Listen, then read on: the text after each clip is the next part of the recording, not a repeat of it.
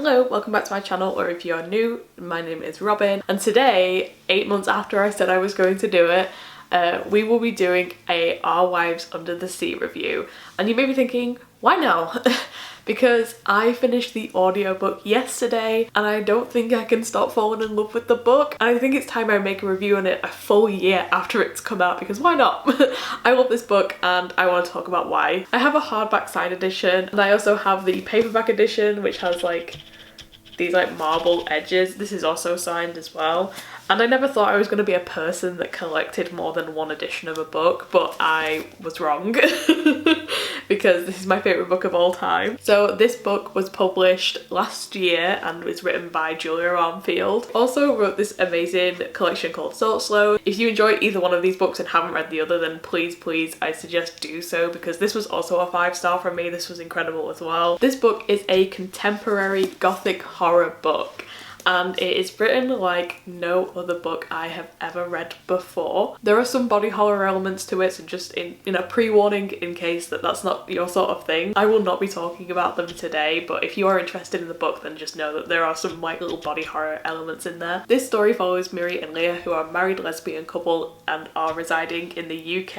It's hinted at. There's no other location to where, but it definitely sounds like the UK. Leah is a marine biologist who has recently come back from a sea expedition, which she was only meant to be gone for 3 weeks, and she disappeared for 6 months. Miri works from home and she works writing grants for people. That's a job, and her work slowly comes to a stop when Leah returns because of everything happening with Leah. Miri is a hypochondriac and is quite selfish as well, but she is self-aware about how selfish she is. This doesn't make her any less lovable. In fact, it really makes her more human in a way that I think we all are selfish, and it makes me resonate with her character quite a bit as well. Through Miri's chapters we find out what the beginning of the relationship was like, and we get to find out the parts of Leah that Miri now misses. We also get segments where she talks about the relationship with her mother. We hear about when Miri's mother was alive with a disease that we don't really get told, just hinted at what it could be,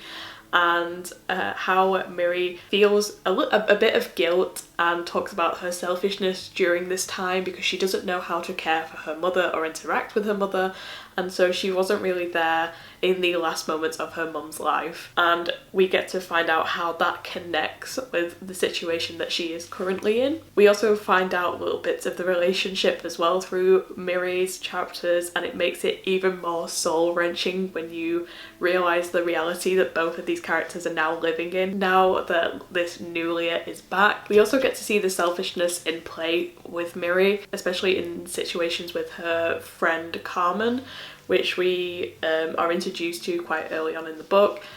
And Miri uses Carmen as an excuse to get out of the house so she doesn't have to hang around with this Leah that has come back. And we see how Miri interacts with Carmen. She doesn't really listen to her, she doesn't really answer any questions, she doesn't ask her how she's doing, and she almost doesn't quite like Carmen, it feels like. Although this is a dual perspective book, we get perspectives from both Miri and Leah. Miri's chapters are a lot longer and we get to know the depths and understand her feelings. She is arguably the main character of this book, but again, it's a dual perspective. It's just we get a lot more from Miri's chapters. These chapters are set out that Miri is telling us the present day, what is currently happening between her and Leah, and giving us those snippets of the past relationships. Leah's perspective is everything that happened down on the submarine, so during those perspectives they are a lot shorter, but we slowly begin to find out what happened while she was down there. Miri tells us at the start that Leah was meant to be gone for 3 weeks, but after those 3 weeks have passed, she was getting phone calls from the centre, or the place that Leah worked, basically saying that the mission had been delayed and she will be back a bit later. And this isn't uncommon for deep sea missions, or it hasn't been for Leah's in the past, so she thinks nothing of it. These calls from the centre become more and more vague, and slowly she begins to think that Leah has died, because it gets to 6 full months and there has not been a sign, and there has not been anyone tell her any solid details, so she believes that Leah is dead. So it's a massive shock to Miri when she gets a phone call that Leah is back, and she recounts in great detail about this phone call and about getting in the taxi, going straight to the centre, and what she felt like when she was picking Leah up. We then get the recount of the first couple of days that Leah has come back, and Leah is not what she used to be. It becomes apparent in the first couple of days to Miri that this isn't her Leah. Leah comes back and she begins bleeding from her paws and her gums. And although Leah tells Miri this just sort of happens after deep sea missions because the pressure changes and it'll get better soon, Miri is still very skeptical about this and is also very confused about the change in personality as well. On top of this, Leah then begins to spend hours in the bathtub, which then turns into days, and she doesn't eat and she feels sick when eating. And the only thing she likes to drink is salt water as well. Through Leah's POV on the submarine, we find out what happens bit by bit. Leah tells us that the power seemingly turned itself off, and the submarine, although has been told in the past unsinkable, is now sinking to the very bottom of the Mariana Trench, which is the deepest trench in the Britain recorded history, so a long way down. She is on this mission with two other people called Mateo and Yalka, and through her accounts we find out what happened to all three of them down there. We don't get any solid explanations, but we get a full look of what life was like for them down there. At the start they find what feels like unlimited food supplies, and Mateo even brings up a couple of times that this was meant to be a research mission, but they were never told what they were researching, so it feels like that this was done on purpose, so that maybe they are the ones that are being researched on. Yalka begins to hear voices, and all of them have this smell of burning flesh that they have no idea where it's coming from. And from there, events become truly horrifying, and I don't want to spoil it because I really enjoy Leah's part. I really enjoy the claustrophobia and the horror of it, so I will keep it pretty vague when it comes to Leah's part, but we do get a recount of what happens down there. We never truly find out what happens and why it happened, although we are given like little hints throughout the back end of the book. But I didn't come away from this book feeling robbed of like an open and closed ending. I think it quite adds to the mystery and the depth of this book. I feel like if this book had like a solid answer, I would like it a lot less than I do, because it gives you just enough to speculate what could happen. I like taking away interpretation from this book. This book was the very first book club book that we ever had, and having conversations about what happened at the end was such a fun conversation because everyone got to put their own side of the story in, and it was really cool hearing everybody's perspectives. So although I wouldn't say this about every book, I usually don't like a up in the air sort of conclusion. I think it adds to this book's mystery, and I really think it sets well with the tone. I really don't think it would have worked with like a closed ending, so I'm glad that it wasn't. But yeah, it is a super interesting ending. I really liked Leah's chapters because it felt like such a juxtaposition from Miri's chapters. Miri's chapters were very in-depth. You got a lot of thoughts and feelings from Miri's behalf, and you had such gorgeous writing that I have never witnessed in another book since. And I don't know how Julia Armfield does it, but she just writes these such human emotions that I think that most of the people can't pull off, but she writes in such a way that like I could feel them reading this book.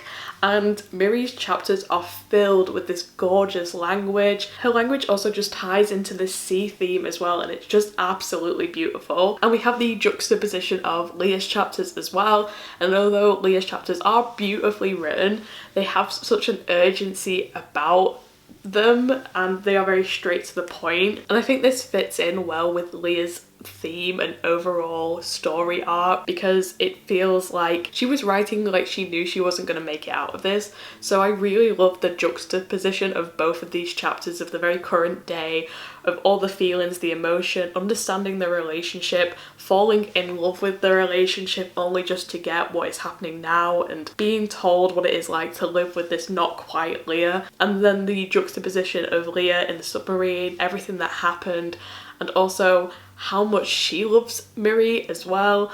and it was just such a beautiful story. This book has yet to be beaten as my favourite book of all time.